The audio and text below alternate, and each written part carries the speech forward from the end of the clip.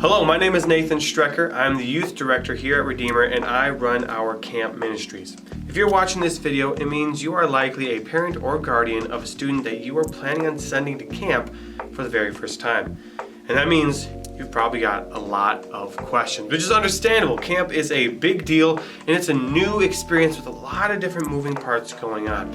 So this video has been put together to help answer your questions. I've assembled many of the frequently asked questions that parents ask or I think are too afraid to ask, and we're going to be answering those questions in depth in this video. Now, because I want to provide a lot of clarity to these questions, it means the video is going to be kind of long. And so I want you to feel free to jump around to the questions that are most interesting to you. Here are all of the questions that we'll be answering in this video, along with the timestamps that you can find those questions. So feel free to jump to those spots. And if you're watching this on YouTube, you should be able to see the little bookmarks in the bar below or in the description. So that being said, let's jump right into answering your frequently asked questions about Redeemer's camps. First question is, what actually happens at camp? Well, every day up at Faith Haven is going to look slightly different, but you can expect core details to be consistent every single day and at every single camp. The biggest one is our sessions up in the chapel. Sessions are about an hour long and will contain these core details. They're going to include some live worship music, both some upbeat ones and some more contemplative ones. There will also be games or funny skits to keep the students engaged and having fun. And of course, the centerpiece of the sessions is there's going to be a teaching about the Bible, about faith in Jesus. After session, there will always be small group. These are important moments for students to get together with students like them and to debrief what they learned in the message and to apply it to their life. The small groups are going to be broken off by their grade and gender. So it could be something like the 9th grade boys or the 5th grade girls. And they're going to be meeting together throughout the week to help build trust with their leaders and build community within that small group. The ideal goal is that they're going to be meeting in this small group, not just throughout that week, but every time they come up to camp, same students, and ideally even the same leaders, building that trust throughout the years. In the afternoon, we always have free time where there is a range of activities for students to participate in. These can include scheduled games, crafts, swimming in the lake, and all kinds of other fun things. We will also have some scheduled large group games that get the entire camp together having fun. These can be things as simple as dodgeball or scavenger hunt, or more unique like our messy games. Every day we will also have faith-based activities like our acoustic worship session and an evening called Campfire, where students will hear leader testimonies and be able to praise God to end the night. There will also be daily devotions, which are quiet times for students to pray and read the Bible. And once or twice a week we have something called Open Chapel, where students go up to the chapel, the pews are all pushed aside, and it's just time for them to pray, reflect, and spend time with God in an intimate way. These are the core components that make camp camp. Like I said, every day is going to be slightly different, but you can expect to have these activities and more when going to Faith Haven.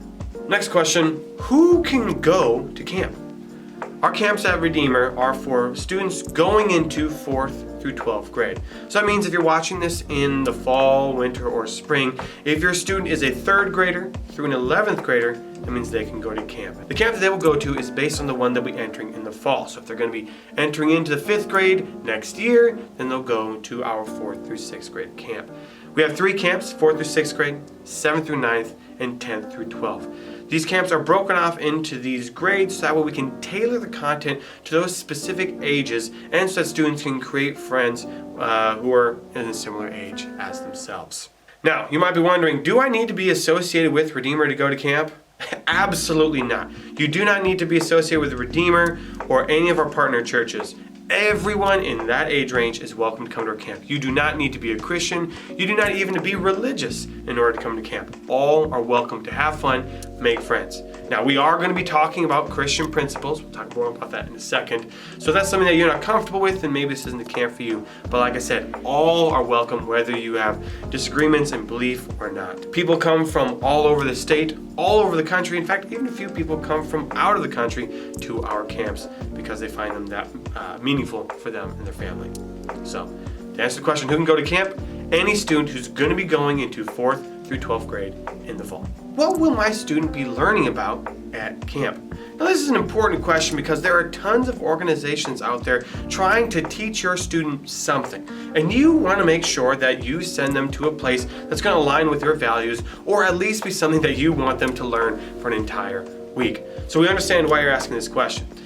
I can't answer specifically what we're going to be talking about at this camp because every single camp has different messages, different teachings, and different curriculum. However, I can tell you in general what we are going to be talking about. At every single one of our camps, we're going to be talking about core Christian principles. For example, the Bible is a source of truth that we can use to apply to our life. That God is real and that Jesus is the Son of God who died on the cross for our sins and is the only way to receive eternal life. And we're going to learn how to apply that to our lives, like how to read the Bible, how to pray, how to serve, and all different things like that. Redeemer is a Lutheran church, specifically the LCMC denomination, and so that is going to seep into our teaching a little bit. However, we are well aware that we have students coming from all different churches, denominations, and walks of life, so we make sure to prioritize core Christian teachings that you can find in the Apostles' Creed or are common throughout Protestant evangelical tradition. That being said, our Lutheran background is going to influence the way that we do sacraments like communion and baptism.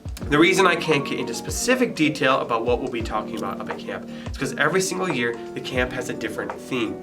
These themes are core ideas that we talk about in depth in many different ways. For example, in 2004, our theme was Not Alone. We chose this theme for the summer camp because a lot of students were wrestling with being alone and finding a community. So at this camp, we took that idea of not alone and talked about all the different ways that can apply to life as someone who follows Jesus. So first of all, we talked about how God is always with you, so you're never really alone. But then we also talked about Christian community, the importance of having that community, and how we should be there to support each other, confess to each other, bear each other's burdens, and be united despite our differences. We have different themes each year, so that way students who come back year after year have something new to listen to and to learn. It's not just the exact same content every summer. So in general, what is your student going to be learning about? They're going to be learning about Jesus. They're going to be learning about the Bible. They're going to be learning about core faith elements, how to live those out. We try to steer away from more divisive or controversial issues, not because they're not important, but because that's just not something we want to prioritize up at camp. Those are things that we may talk about more in our weekly ministries during the school year, but not at camp. What are the dorms and bedtime like? Any camp that you choose to send your student to is going to have different dorming and sleeping situations, so it's understandable that you'd be confused or curious what it's like for us. At Faith Haven, we have two major dorm buildings, the boys' dorm and the girls' dorm. Obviously, the boys sleep in the boys' dorm and the girls sleep in the girls' dorm. Within these dorm buildings are smaller dorm rooms of various sizes with bunk beds that the students can choose to sleep in whichever one they want.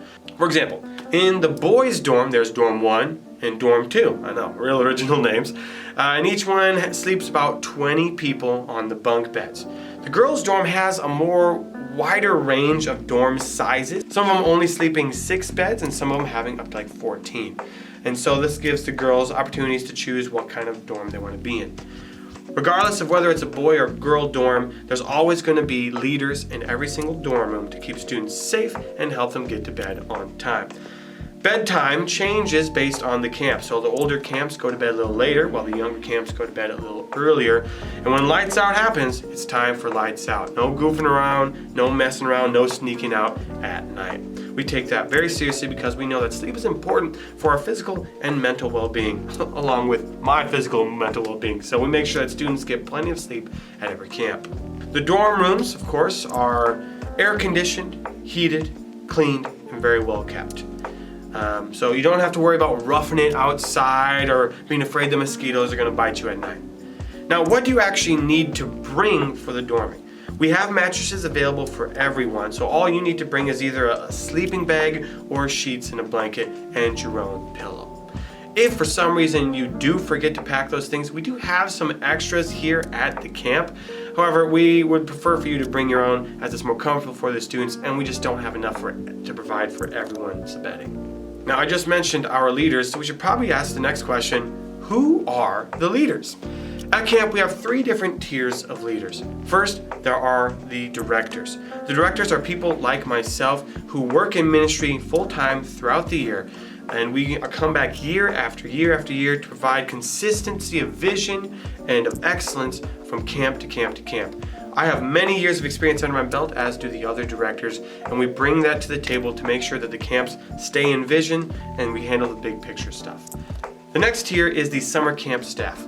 These are young adults who are hired just for the summer to plan and execute camp. These are people who are passionate about our camp ministries, passionate about students, and passionate about Jesus. Sometimes the summer camp staff can be there for multiple years in a row. Sometimes they're just there for 1 year. It really depends on the year and the applicants. But we love our camp staff, and it is an honored position to be able to work in that role. In fact, that's how I got started in ministry, was by being a summer camp staff member myself. The final tier of leaders, which is the biggest tier, are our volunteer leaders. These are high schoolers or young adults who have chosen to volunteer a week of their summer to come on up to Faith Haven to pour into these students the love of Jesus. Most of these leaders have led for multiple years, either the previous summer camps or throughout the school year at our youth ministries. So that means if your student comes to summer camp year after year, they're likely going to get to know the same leaders and have an intimate, personal connection with them, and that helps them be more open and vulnerable and have more fun. And if they come to our youth ministries throughout the year, then they're able to continue those connections, not just for the summer, but for the whole year round. This is one of the things that I'm most proud of our camps for.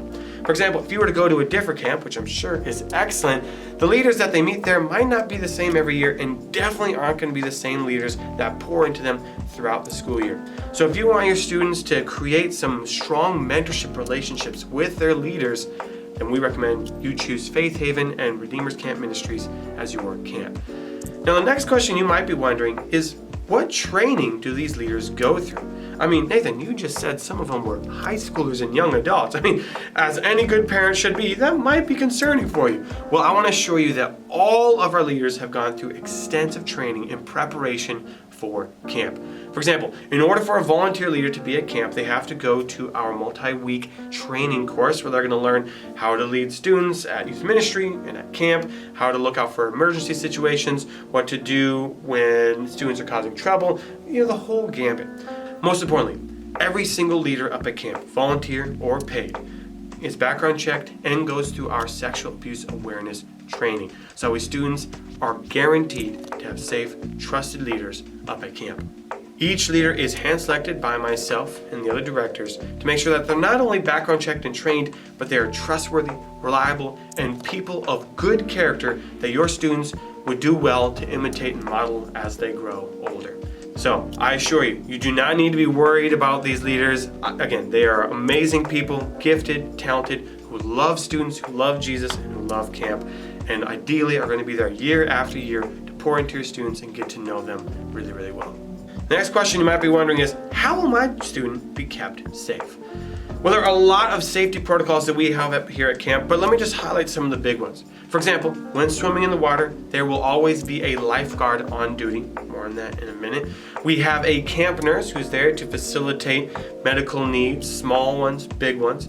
And of course, we have all of our leaders who are going to be constantly supervising your students to make sure that they're safe, both physically and emotionally, as they're interacting with each other. Again, we have been going to camp for over 60 years at this point and have created many policies and procedures to ensure the safety of leaders and students alike. Let's go in more depth on one of those safety components. What are the water safety guidelines? The lake up at Faith Haven, Eagle Lake, is one of the cleanest lakes in all of Minnesota. It is a ton of fun swimming in the water every single year at summer camp, and most of the students are going to be in there a good chunk of the free time. And while it's a lot of fun, we also understand that swimming can be very dangerous and a safety risk. And so we take it very seriously and have multiple guidelines in place to keep your students safe. For example, as I mentioned earlier, there will always be a certified lifeguard on duty whenever the beachfront is open. These lifeguards are again handpicked by myself to make sure that they're not only certified, but just genuinely good people to be around who are trustworthy and reliable. There will be a safety break every single free time around 3 o'clock to give the lifeguards and the students a break, a breather, a time to rest, to come back in, to reapply sunscreen, maybe go get some snacks and drink some water, things like that. Another way that we keep students safe is through our buddy system. Anytime a student goes swimming in the lake, they need to have a buddy with them, which they will be selected by going to what's called the buddy board. A leader who's going to have a list of everyone who's currently in the water and who their buddy is. They'll know who their buddy is by being given a bracelet with a certain number on it, like number 10. So if I was one of those students, I'd have a bracelet that says 10, and so would my buddy. And every 30 minutes, there's a buddy check where we call out all those numbers, and the buddies need to shout out, "Buddy!" so we know that they are alive and safe and well. Then throughout the rest of the swimming time, those two buddies have to always be at the same spot. Either they're both canoeing, or they're both at the big inflatable slide, or whatever. So that way they're next to their buddy and they can keep their eyes on each other. Because the lifeguards are incredibly talented, but they've only got so many eyeballs. And so if we've all got a buddy looking out for each other, that's going to keep us safe. The last major way we keep students safe is with our swim test. This is only used at our younger camps, the 4th through 6th grade camp and the 7th through 9th grade camp. The swim test is a simple test. They just need to swim from the dock to the raft in the middle of the lake and back unassisted. If they do so, then they don't need to have a life jacket when they're in the water. But if they fail to do so, and we will have leaders monitoring this to make sure that students are kept safe, then if they want to go swimming, then they have to wear a life jacket. Of course, life jackets are encouraged and celebrated for any student that just wants to wear one to feel safer, and they will never be bullied for doing so or anything like that. Now, there are a lot more guidelines that we have towards water safety on the different rafts or the different boats and kayaks and canoes. And so I'm not going to bore you by getting into all those details. However, if you're interested in learning about all of our water rules, and there are many, you can read our Master Rules and Policies document on our website. Our next safety question is, what happens if my student gets hurt or sick? Like I said, we have a camp nurse always available at camp who is a medical professional who will be there to help take care of your students, from small needs like administering the medication that they might need to be taking every single night, or some ibuprofen if they get a little hurt, or a Band-Aid, to more extreme situations where if they get really hurt, they can take them into the local hospital. Which is why it's so important that you fill out the insurance information when you register and the emergency contact information, because we will contact you if something serious were to happen. Now, if your student were to get sick, this is kind of going to be treated on a case-by-case basis. If it's a small little stomach bug or something that goes over and goes away in just one night, then we'll just make sure we take care of them that night, give them tons of water and any medicine that they might need, and then by the next morning they're feeling better. However, if it is something like a cold or COVID or influenza or something like that, then we may send them home if it's early enough in the week, so that way they can go home and get rest and not get the rest of the campers sick. Again, if that were to happen, you would be contacted about that. If for some reason your student has to get sent home early in the week, don't worry, we will reimburse some of the camp costs to you, because that's not fair that they had to go home early and you still had to foot the whole bill. So we always keep that in mind if a student gets hurt or sick. What should we pack? When you sign up to come to our camps, you will be sent a confirmation email, and on the email should be a packing list giving you all the details of what you need to pack. This same packing list will also be found on the website before you register, so you can look at that ahead of time. But let me go over it right now just to clear up any confusion. Things that you're going to need to pack include clothing for every single day that you're up at camp, swimsuit and a towel, toiletries that the student might need, so toothbrush, toothpaste, shampoo, soap, deodorant, any other hygiene products that they might need. They're also going to need to bring their own bedding, so this could be a sleeping bag or sheets and a blanket, and of course, a pillow. Students should also bring their own Bible if they have one. If they don't own a Bible, we have free ones to give or to loan for the week. Students should bring their own sunscreen as well. Now, we do have sunscreen available, as most people forget to bring sunscreen, which is okay. But if you have your own, that helps us out a lot, and then you can make sure you have the exact right sunscreen that your student would need. You should also bring some cash with them, so they can buy snacks or merchandise at the canteen, the little camp store, or give to camp via an offering at the end of the week if they so choose, but that's optional. Also, a notebook and pen or a small digital or reusable camera can also be fun things to bring as well, along with any toys or stuffed animals that they might want to have too. Snacks, of course, are encouraged to bring for the bus ride or just to have throughout the camp. Again, we have snacks available every single night, or they can buy at the canteen, or they can win at prizes, but if there's a certain snack that they want, they can bring that too. Now, there are some things that students should not bring. The biggest is their cell phone or phones or any high-tech devices like mobile gaming or a laptop or something like that. They also shouldn't bring any illegal drugs, any weapons, any fireworks, or anything of extreme value like jewelry in case it might get stolen up at camp. Why aren't phones allowed at camp? One thing we strive to do at Faith Haven is to create an atmosphere that is different from home, with less distractions so students can focus on spending time with God and in community. And we are well aware that phones are one of the biggest distractions that anyone can have, whether you're a student or an adult. And so we have a no cell phone policy up at camp. Students should either leave their phones at home or turn it in when they check in to come to camp.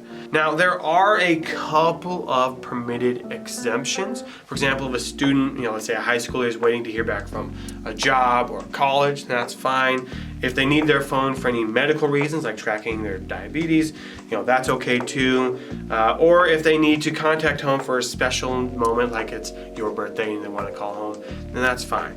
However, we will be still keeping those phones with us as the leaders, and they're just going to access those phones for those specific moments where they need them.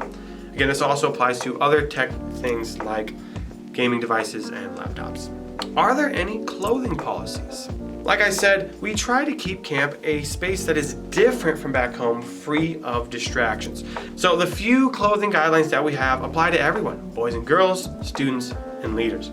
There are 3 clothing guidelines that we have at camp. Number 1, do not wear any clothing with inappropriate content on it, such as drugs or violence or nudity. If students do bring a t-shirt or something like that, then they will be encouraged to either wear it inside out, wear something else, or wear something over it. The next is that clothing should provide appropriate coverage. This applies to our swimsuits. All swimsuits should provide appropriate coverage. Now, this language is intentionally vague because we don't want to create a legalistic mindset for students up at camp. Like, oh, I'm afraid, is this 1 millimeter too short of a strap, or the shorts are too short? And we also don't want students to have to buy whole new wardrobes when their clothing is totally fine to wear at camp. So it's one of those things where we as leaders are going to kind of call it as we see it. If we see clothing that's way too revealing, that's way too inappropriate. But again, most shirts, tank tops, pants, and shorts are usually fine as long as all the parts that need to be covered are covered. Same thing with swimsuits. For girls, 2 pieces are allowed, again, as long as they're not really scantily. And boys, just don't wear any weird Speedos. No one wants to see that. No one wants that. If you have questions about whether certain clothing is appropriate or not, you can feel free to ask me. But again, you will know as a parent. If you're like, yeah, I don't want my kid wearing that, then it's probably too revealing for camp.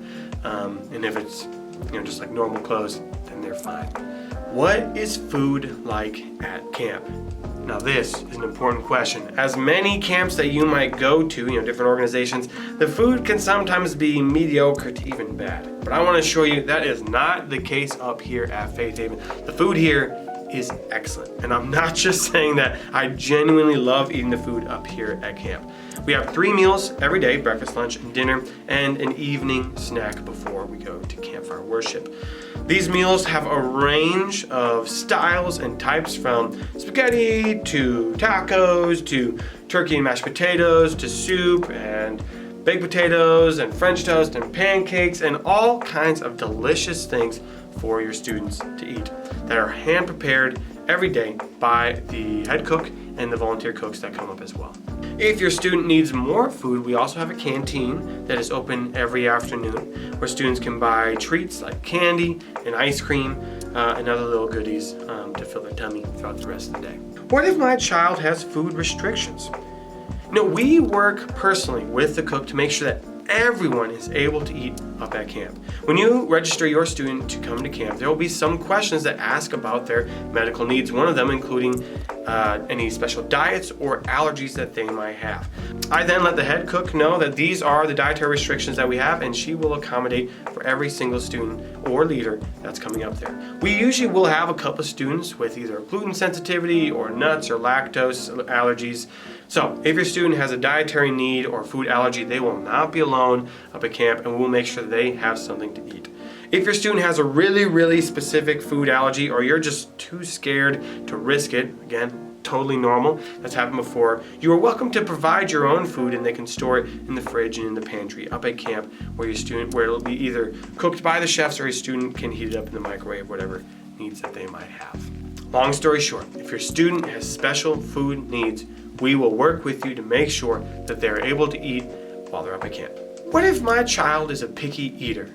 I used to be the picky eater when I went up to camp, so I totally understand what that's like from a student's perspective. So we make sure that every student up at camp is treated fairly, respectfully, and getting the food that they need in order to stay healthy and to grow. At every meal, there is a variety of food options. Hopefully, your student will find something that they want to eat.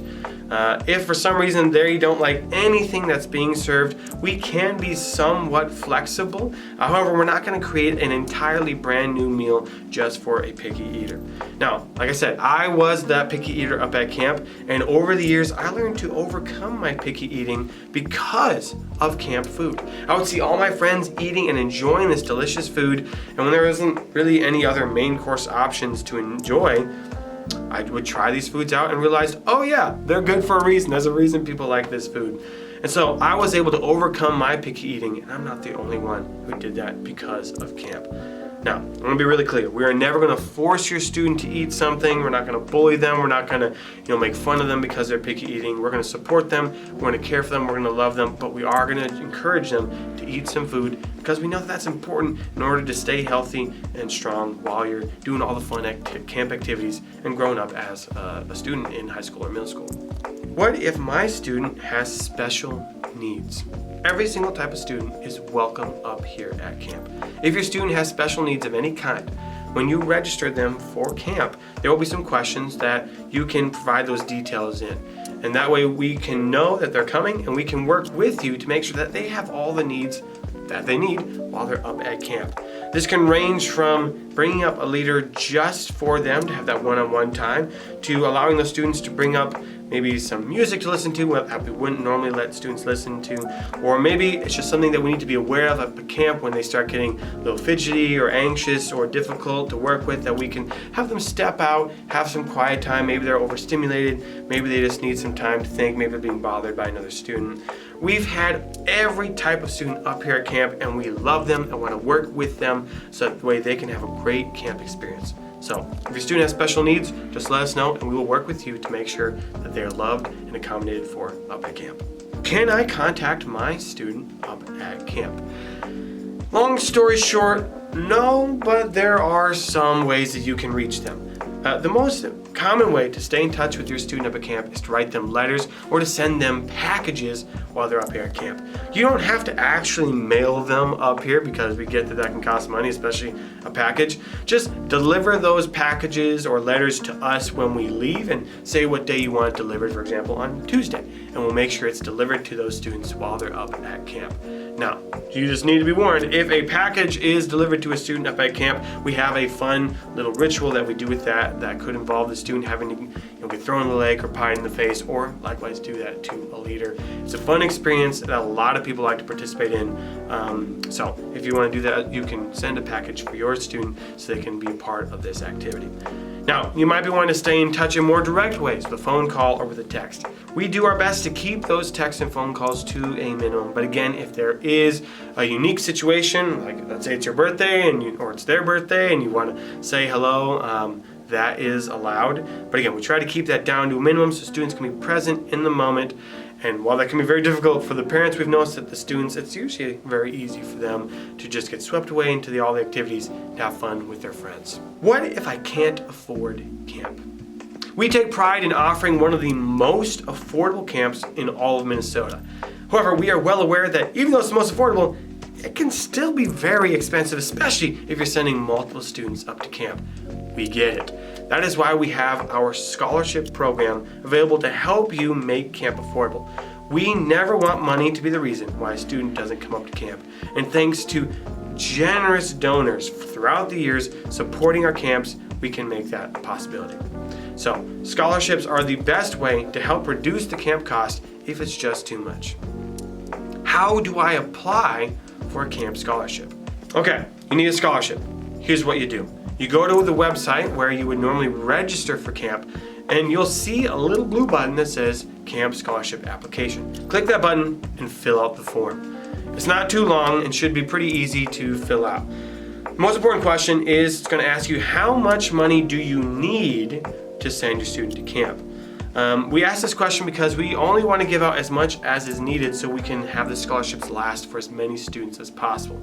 So maybe it's just as little as $50, that's all you need, or it could be as much as possible because times are tight right now. Again, we get it. Fill that out, and it will usually take some time for the application to be approved. So please fill it out as early as possible so that we get the application in right away. Once the camp scholarship is approved, you will be getting a confirmation email that will give you all the details on the next steps. Within that email, there will be a registration code unique to you and the scholarship that you applied for. You will use that code when you register a student to apply the scholarship and reduce the cost. Now, a couple other little details. If you have multiple students coming up to camp and they each need a scholarship, please fill out a scholarship application for each student. You will also need to apply for scholarships every single year. So if you got a scholarship last year, you need to apply again this year. Also, when you get that registration code, please do not share that with other people. That is a code unique to you, and we use those codes to keep track of the scholarships that have been used. Do not hesitate to apply for scholarships if that is something that you need or would bless your family in this situation. However, if you're able to pay for all of camp, then please don't apply for scholarships so we can save that money for the families that do need it. Again, like I said, money should not be the reason why you don't send your student to camp. Apply for a scholarship. There's no shame, there's no judgment in that, and hopefully we'll be able to provide the exact amount that you need to send your students up to camp. My child has never been away from home before. What do I do? You know, this is the case for many parents these days, especially coming out of the COVID era. We are seeing that spending nights away from home, either at family members or at sleepovers, is less and less common. So this may be the very first time that your student has spent a night away from home. Don't worry. 1, you're not alone. 2, we are equipped and trained to help take care of students in this situation. Our leaders are trained on how to deal with students who are homesick or might be missing mom and dad. Whether it comes to bedtime or other routines that they might have, we are there ready to help take care of those students. Whether they are a little 4th grader coming to camp for the first time or someone in high school who just misses their parents, we are there to help provide that extra bit of love that only a parent can provide to make your students feel safe and welcome and at home while at camp. If you feel like summer camp is just too long of a time to be away from home, then we recommend you maybe send your student to one of our winter retreats first. The winter retreats are shorter, so that might be a little easier, bite-sized night away from home, or you can send them to a lock-in, which is just a one-night, all-nighter that we do during the school year. These can be great places to practice getting away from home for smaller bits of time before sending them to a full week at camp. And of course, if they're really nervous about going to a new place without you, you can also try going to our work retreat. Work retreat is a weekend retreat we do in May where families are welcome to come up together.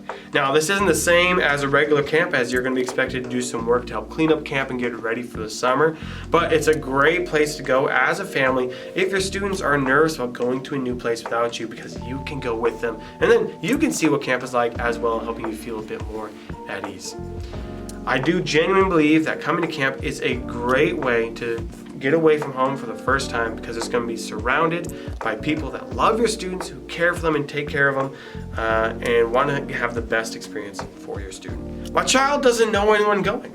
What should I do? Camp is designed to help your student get to know new people and make new friends. From the moment that they show up and get on the bus to when they come back home, our whole programming is really structured to help them make new friends. This is what the small groups are for, eating at different lunch tables, being on different teams, and the buddy system from swimming to other free time activities. Your student is going to get to meet a lot of people and grow to love them as well. You'd be surprised how many students I've seen that are total strangers on the bus ride up to camp and are then best friends by the time we get there after a couple hours. It's incredible. Many students make lifelong friends while they're up here at camp, whether they go to the same school, same church, or not. In fact, that is why we get students coming from all over the country, because they met a friend while they're up here at camp, moved away, and then said, Mom, Dad, I still want to go to camp to hang out with those friends, with those leaders. So whether your student knows someone right now or not, they will have friends up at camp by the time that they go home. I guarantee it. My child doesn't want to go to camp, but I want them to go. What should I do? I've heard many parents say, I don't want to send my kid to camp if they don't want to, because I don't want them to have negative associations with faith or faith-based places. So again, I totally understand where you're coming from, but may I push back on that mindset a little bit? I was that student who hated doing anything new, even if there was something fun like going to an amusement park. If it was new, I didn't want to do it. I wanted the old, the familiar, the recognizable. But my parents forced me to go to these things, and I always loved it. Camp was no exception. I didn't want to go. It was scary, it was new, it was weird, but after going to camp, it quickly became one of my favorite places in the whole world, something that I never wanted to miss again. So as a parent, that's your responsibility to choose what those priorities are. Again, kids usually don't want to go to school, but we make them go to school anyway. Kids don't want to go to the doctor, but we make them go to the doctor. Now imagine if those things were fun and good for them physically, emotionally, and spiritually, like camp. So forcing your student to go to camp will be worth it in the long run, I guarantee it. And if they don't want to go now, after they go, they're going to want to go back next year, every single year. So if their faith development or making new friends or gaining social skills is important for you as a parent, then I would highly recommend you send them to camp, whether they want to go or not. And I promise you, when they come home, they're going to say, thank you so much for sending me. Well, they probably won't say that because kids don't thank their parents, but they're going to want to go back to camp every single year. Well, I hope that I was able to answer some of your questions about camp during this video. If you still have more questions that I didn't answer, or if you want more detail on one of the questions we did get into, do not be afraid to reach out to me at my email, n.strecker@redeemermn.org, or you can find me in person on Sunday mornings here at Redeemer. I hope that you choose to send your student up to Faith Haven, because it will be one of the best choices that you're able to make for their life. Thousands of people have had their life impacted by Redeemer's camp ministries up at Faith Haven over the last 60 years. Multiple generations, multiple people all over the world have been changed by meeting Jesus at Faith Haven in a real way, my life included. And I hope that your student can be one of the next to have their life changed by Jesus up at Faith Haven. We'll see you there.